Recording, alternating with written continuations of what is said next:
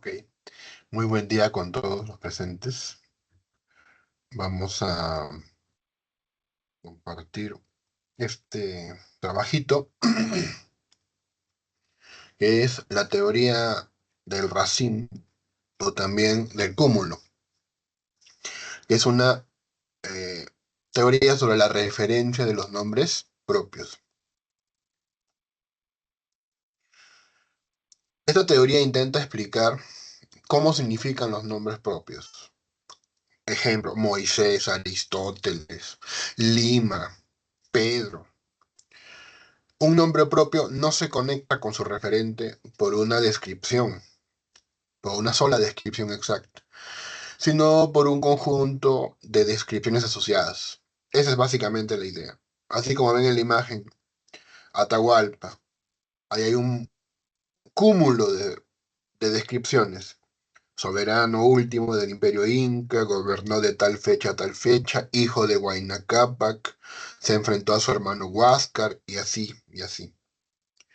Lo mismo con Moisés. No solamente dice el hombre que partió en dos el mar, por ejemplo, ¿no? No solamente dice eso. También habla de que fue el líder que sacó a los israelitas de Egipto, está vinculado a los 10 mandamientos, eh, el que habló con Dios en el Sinaí y así. Entonces, la teoría del racimo sostiene que el nombre Moisés refiere a ese individuo, que cumple con una cantidad suficiente de descripciones. No todas, ¿eh? Sino con una suficiente. Eh, Esto es un problema para las teorías descriptivistas simples. Una teoría clásica de este tipo afirmaría que, por ejemplo, un nombre equivale a una descripción definida. Ujú. Aristóteles es el maestro de Alejandro Magno, o el autor de la metafísica. Y ahí queda. Pero podría pasar que Aristóteles no le enseñó a Alejandro Magno. No por eso uno dejaría de hablar de Aristóteles. Seguiríamos refiriendo al mismo individuo mediante otras descripciones, discípulo de Platón, fundador del Liceo. Por eso el nombre no depende de una descripción, sino de un conjunto y que cumpla con las mayorías. Está asociada esta teoría a los pensadores Strawson y Searle, y sostiene pues, que cuando usamos un nombre propio hay un trasfondo de información compartida. No se usa un nombre en el vacío. Freud se conecta con fundador del psicoanálisis, por ejemplo, autor de la interpretación de los sueños. Entonces, para que el nombre funcione, no tienen que ser todas verdaderas, ni que todos conozcan las mismas descripciones, todas las personas, todos los hablantes. Basta que haya una cantidad razonable de información. La mayoría, con que cumpla la mayoría, eso basta. Imagina que todos hablan del profesor Ramírez. Algunos lo conocen como el profe de filosofía del lenguaje, el que enseña los martes, el autor de un libro tal. Pero imagínate que se descubre que no enseña los martes. Eso no destruye la referencia del nombre Ramírez. El nombre sigue refiriendo al mismo profesor, porque hay otras descripciones que permiten mantener esa identificación y que sí cumple. Entonces, desde esta perspectiva, la teoría del racismo es más flexible. Quiere decir que un nombre tiene una sola definición o una sola descripción definida. El nombre no es una etiqueta pegada a una descripción única, sino un punto de convergencia de varias informaciones. Algunas pueden fallar, otras pueden ser corregidas, otras pueden ser más importantes, pero el nombre sigue funcionando. Ser lo mantiene, lo manifiesta con una idea muy útil. Los nombres propios no son simples abreviaturas. No es que Moisés signifique el hombre que hizo X, Y Z, exactamente no es eso. El nombre permite referirse a un objeto sin tener que decidir con precisión qué características lo definen por completo. El nombre funciona como una herramienta práctica. En vez de decir, esta persona que hizo tal, hizo tal, hizo tal, hizo tal, uno dice, por ejemplo, Wittgenstein, digamos. Aquí aparece una ventaja fuerte, que podemos usar nombres propios aunque nuestro conocimiento sea incompleto o incluso tal vez falso en parte. Yo puedo hablar de Aristóteles, aunque no sepa mucho detalle de su vida. Puedo equivocarme con alguna descripción, por ejemplo, puedo hablar de él diciendo que fue médico de la corte del rey Pericles, o médico de la corte de Pericles ya, ¿no? De la corte de Pericles, cuando sabemos que no fue, ¿no? Si no me equivoco, fue Felipe II. Aristóteles fue un médico asociado a los Asclepiados. Entonces, puedo equivocarme, pero eh, eso no anula la referencia a Aristóteles. La referencia no se pierde por un error aislado. El nombre se sostiene porque hay otras descripciones que ayudan. Claro, aquí también hay un problema con esta teoría. Es el tema de la selección. Si un nombre está asociado a muchas descripciones, ¿cuáles cuentan para fijar la referencia? O sea, Aristóteles está asociado a muchos, ¿no? A muchas descripciones, pero no todas tienen el mismo peso, ¿no? Por ejemplo, ser discípulo de Platón podría pesar más que simplemente ser griego. O autor de la Ética Nicómaco podría pesar más que ser solo filósofo. Imaginemos. O maestro Alejandro podría ser más o menos importante que un hombre que vivió en la antigua Grecia, como descripción. Entonces, no todas estas descripciones tienen el mismo peso. Algunas son accidentales, otras son fundamentales. Entonces, ¿cómo seleccionar las que son relevantes? Si se incluye cualquier descripción, la teoría pues se pone muy amplia, ¿no? Si digo que Aristóteles es el filósofo que me hablan mucho en mi facultad, imagínate. O el filósofo que me hablan mucho en los primeros años de mi formación en la Facultad de Letras o de Humanidades. Entonces es una descripción muy accidental, es personal. No es suficiente para determinar quién fue Aristóteles. Pero si exigimos solo descripciones esenciales y estrictas, entonces esta teoría, la teoría cúmulo, se parece pues mucho a la descriptivista, ¿no? Finalmente termina siendo igual. Esa es otra dificultad. Otro problema es cuántas descripciones. ¿Cuántas? O sea, si Aristóteles tiene, digamos, imagínate, 10 características, em, si se descubriera más tarde que alguna de esas falla, o algunas fallan, ¿cuántas descripciones debe cumplir para que refiera al nombre? Imaginemos que se descubre que Aristóteles en realidad no hizo todo lo que se le asocia. Imaginemos que se descubriera, ¿no? En un papiro que Aristóteles en realidad fue eh, un nombre inventado, ¿no? Por ejemplo. O que Aristóteles sí fue médico, pero no fue tan importante. Imaginemos. Entonces, ¿cuántas descripciones debe cumplir, no? ¿Cuántas son suficientes? ¿La mitad, la mayoría? ¿Cuántas?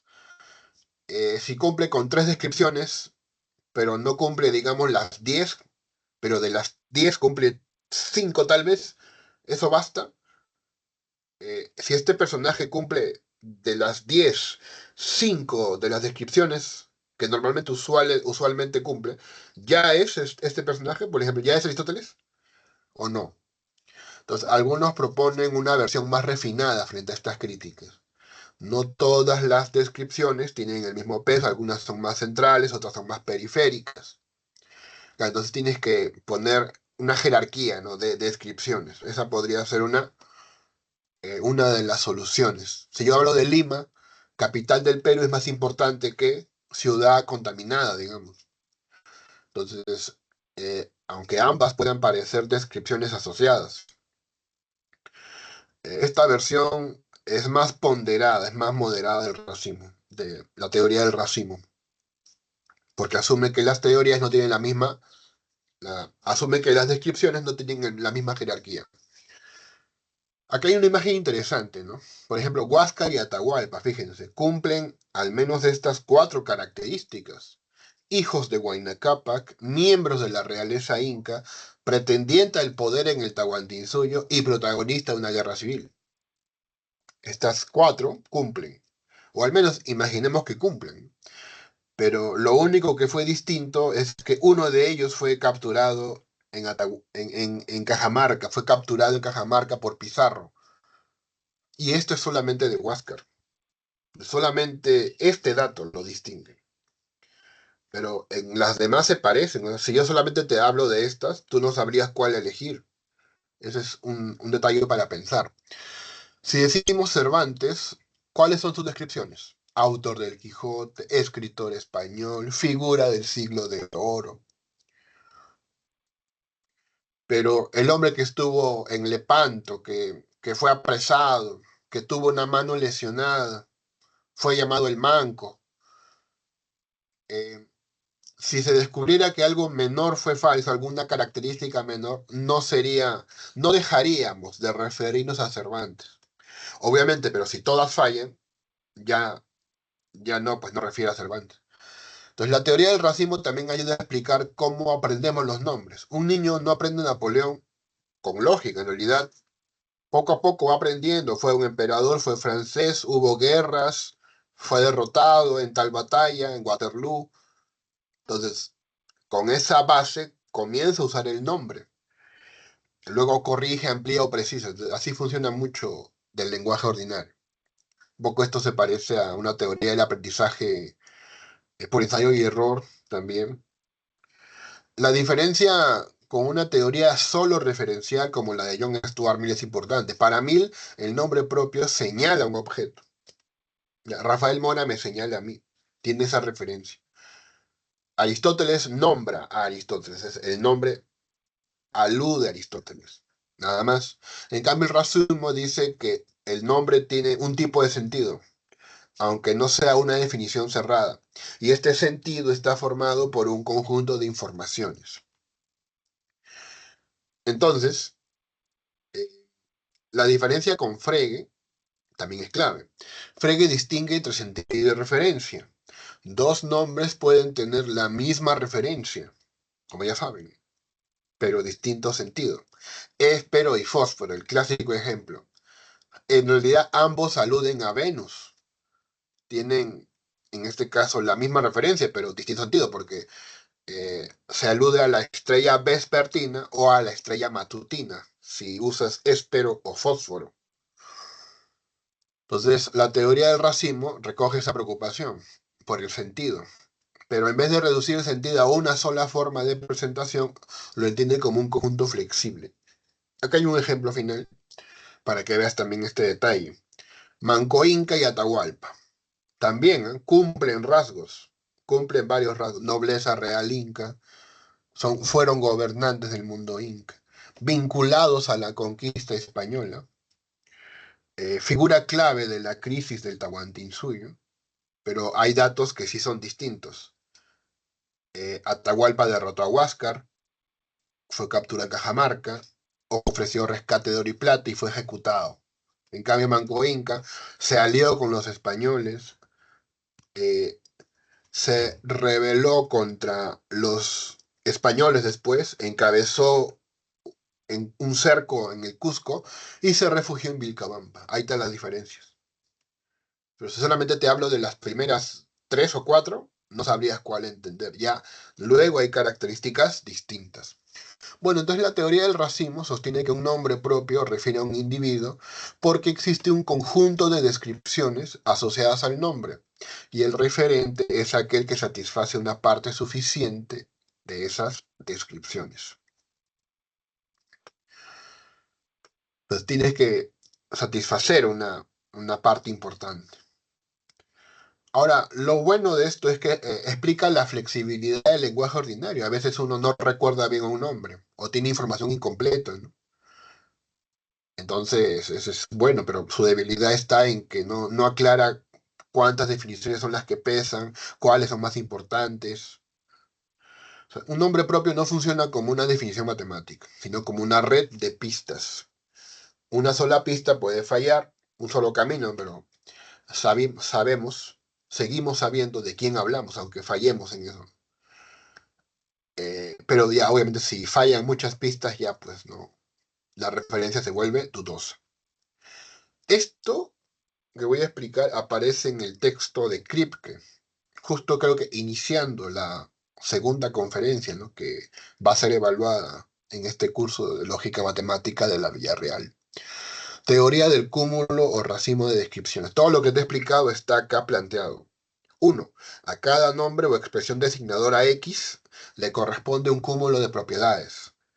La familia de aquellas propiedades phi, tales que A, el individuo A, cree que phi de X, o X tiene la propiedad phi.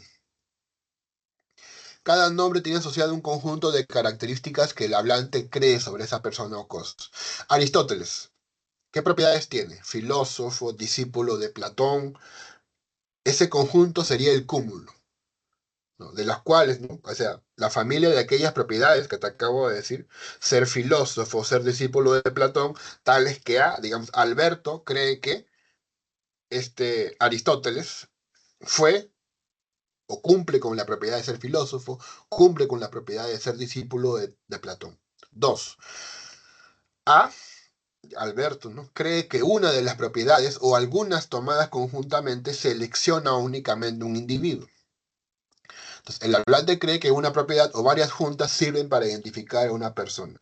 Si digo el maestro Alejandro Magno, entonces creo que esa definición apunta a Aristóteles, pero también puedo juntar varias. Filósofo griego, discípulo de Platón, maestro Alejandro, también. Entonces, creo que todas justifican, todas juntas identifican a Aristóteles. Tres, si la mayor parte o una mayoría de las fis de las propiedades son satisfechas por un único objeto Y, entonces Y es el referente de este nombre X.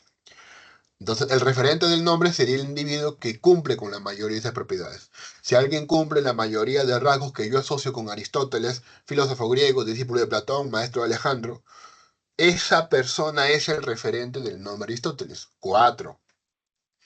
Aquí la palabra votación te va a complicar la vida. Si la votación no arroja un único objeto, X no refiere. Si las propiedades no permiten señalar a una sola persona, entonces el nombre no logra referir claramente. Aquí votación, significa que cada propiedad del cúmulo apunta. Aquí entiendo como acertar, ¿no? Si dar en el blanco, si dar en el blanco no arroja un único objeto, no refiere. Votación es que cada propiedad del cúmulo apunta, como si votara por un posible referente. También puede ser como dar en el blanco, ¿no? Como un dardo. Si la mayoría de propiedades apunta a un único individuo, o sea, votan por ese individuo, decimos, ese sería el referente. Pero si las propiedades se reparten entre varios, no hay un único ganador. Como hablábamos anteriormente con este ejemplo, ¿no? Nobleza real inca, gobernante del mundo inca. Hasta ahí nomás hay varios, ¿no? Vinculado a la conquista española, ya se va cerrando. Aún así no sabemos quién es. ¿De acuerdo? Bien. A ver, continuando entonces. Ya, vamos a continuar. Vamos a vale otra vez. Vamos a ver.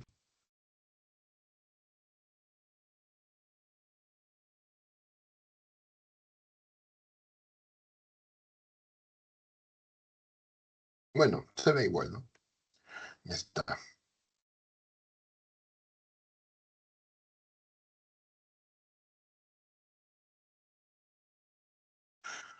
Sí, pues, hay dificultades.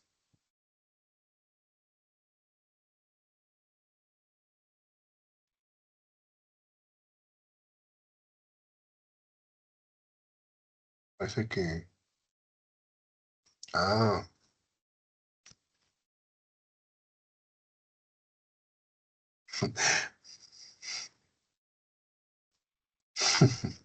un botón se trabó al parecer. Sigamos. Está.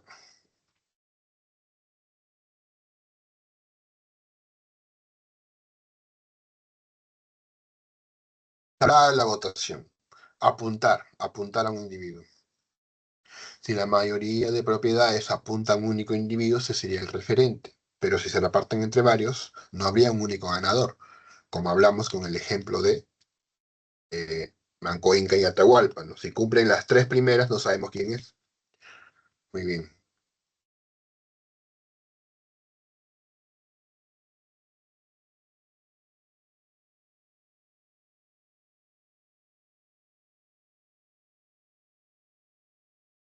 Ya, vamos a continuar.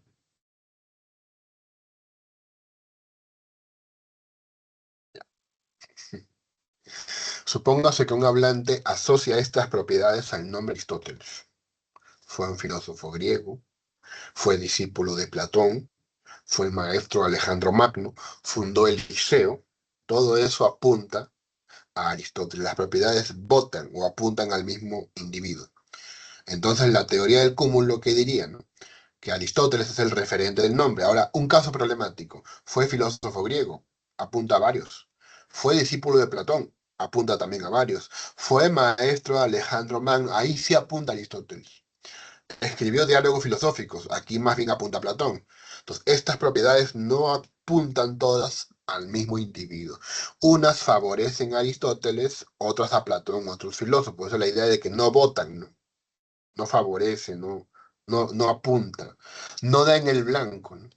Si no hay un único individuo claramente seleccionado, entonces según esta tesis el nombre no refiere. Debe la votación, la selección, el apuntar, el dar en el blanco debe arrojar un único objeto. Ujú, ya. 5. El enunciado, si X existe, entonces X tiene la mayor parte de las FIS, es conocido a priori por el hablante. El hablante supuestamente sabe, sin investigar el mundo, si X existe. Entonces debe cumplir la mayoría de propiedades que él asocia con ese nombre. Claro, si yo uso el nombre Aristóteles, entonces yo sé de antemano si existió, entonces que tiene la mayoría de las propiedades que yo relaciono con él. Ujú. Eso es interesante, ¿ah? O sea, yo ya debo saber esto, todas estas propiedades, para la teoría cúmulo. El hablante ya sabe que si existe este individuo, cumple con estas propiedades. 6. El enunciado, si X existe, entonces X tiene la mayor parte de las FIS, expresa una verdad necesaria. Aquí en el idiolecto, así se entiende el idiolecto como el uso particular que ese hablante hace del nombre. Para el hablante, entonces es verdadero, necesariamente verdadero, que X cumple la mayoría de las propiedades asociadas al nombre. Es como decir, si Aristóteles existe, entonces necesariamente tiene la mayoría de las propiedades que yo asocio con Aristóteles. Esa es la cuestión. Ujú. Kripke cuestiona esto, ya lo verán, ¿no? Porque para él Aristóteles podría haber existido, aunque no hubiera sido filósofo, aunque no hubiera enseñado a Alejandro, o aunque algunas descripciones fueran falsas. ¿Sí? Claro. Y hay una condición adicional en esa lista que van a ver iniciando la conferencia 2. Para que una teoría tenga éxito, la explicación no ha de ser circular.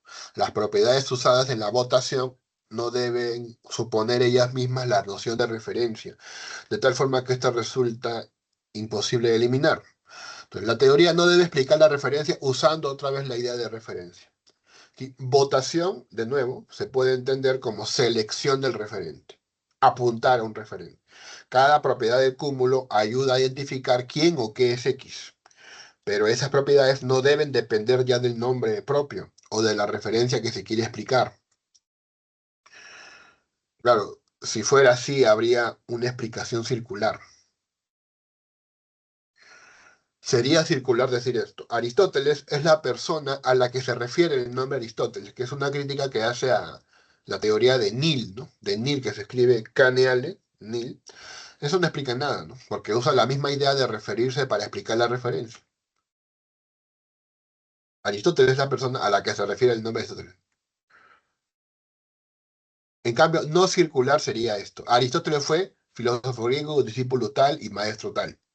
Ahí las propiedades ayudan a seleccionar al posible referente sin decir simplemente Aristóteles es aquel llamado Aristóteles.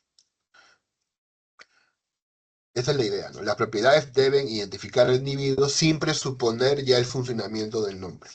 Muy bien, eso ha sido todo. Más bien, muchísimas gracias por su atención. Gracias, permiso.